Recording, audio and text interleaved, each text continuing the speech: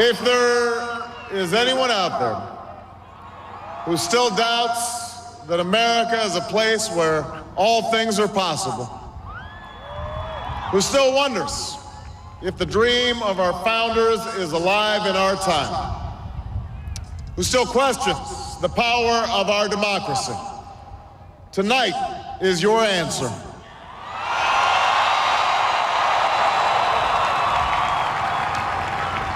It's the answer told by lines that stretched around schools and churches in numbers this nation has never seen, by people who waited 3 hours and 4 hours, many for the first time in their lives, because they believed that this time must be different, that their voices could be that difference.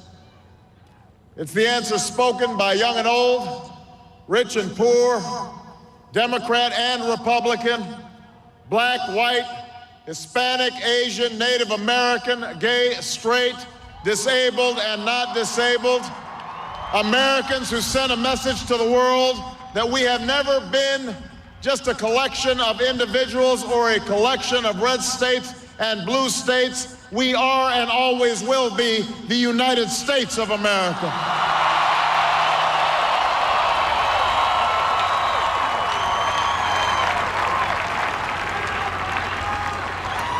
It's the answer that led those who've been told for so long by so many to be cynical and fearful and doubtful about what we can achieve, to put their hands on the arc of history and bend it once more toward the hope of a better day.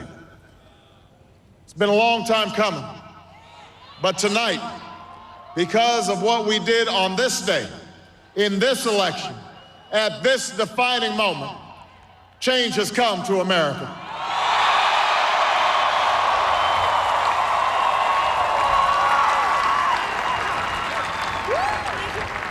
A little bit earlier this evening, I received an extraordinarily gracious call from Senator McCain. Senator McCain fought long and hard in this campaign, and he's fought even longer and harder for the country that he loves. He has endured sacrifices for America that most of us cannot begin to imagine. We are better off for the service rendered by this brave and selfless leader. I congratulate him.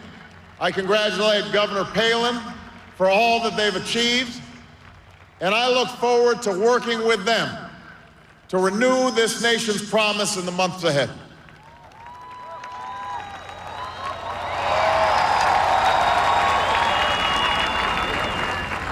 I want to thank my partner in this journey, a man who campaigned from his heart and spoke for the men and women he grew up with on the streets of Scranton and rode with on the train home to Delaware, the Vice President-elect of the United States, Joe Biden.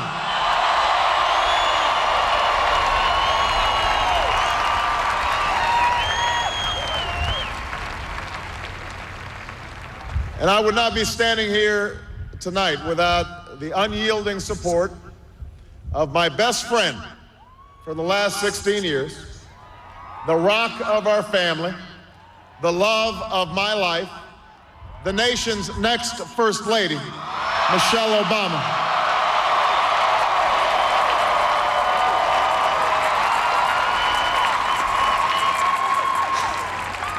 Sasha and Malia, I love you both more than you can imagine, and you have earned the new puppy that's coming with us to the White House.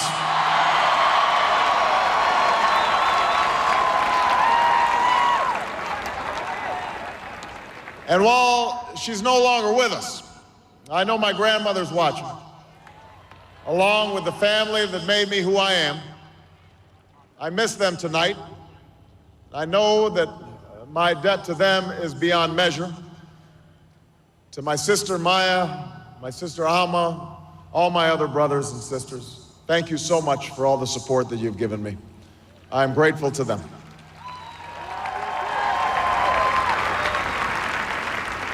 To my campaign manager, David Plouffe.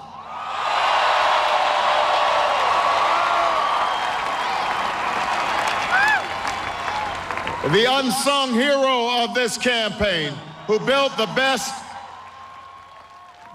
political campaign, I think, in the history of the United States of America. To my chief strategist, David Axelrod, who's been a partner with me every step of the way. To the best campaign team ever assembled in the history of politics, you made this happen, and I am forever grateful for what you've sacrificed to get it done. But above all, I will never forget who this victory truly belongs to. It belongs to you. It belongs to you. I was never the likeliest candidate for this office.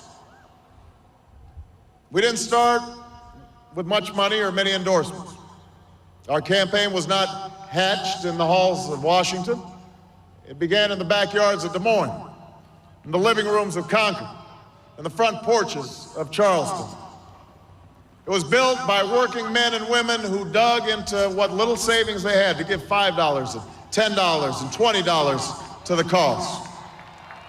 It grew strength from the young people who rejected the myth of their generation's apathy, who left their homes and their families for jobs that offered little pay and less sleep.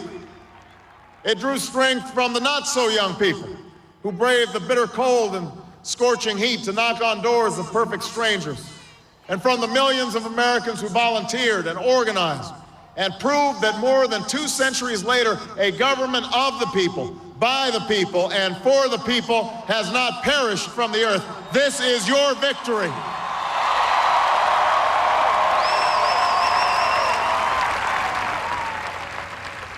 Now, I know you didn't do this just to win an election. And I know you didn't do it for me. You did it because you understand the enormity of the task that lies ahead. For even as we celebrate tonight, we know the challenges that tomorrow will bring are the greatest of our lifetime. 2 wars, a planet in peril, the worst financial crisis in a century. Even as we stand here tonight, we know there are brave Americans waking up in the deserts of Iraq and the mountains of Afghanistan to risk their lives for us.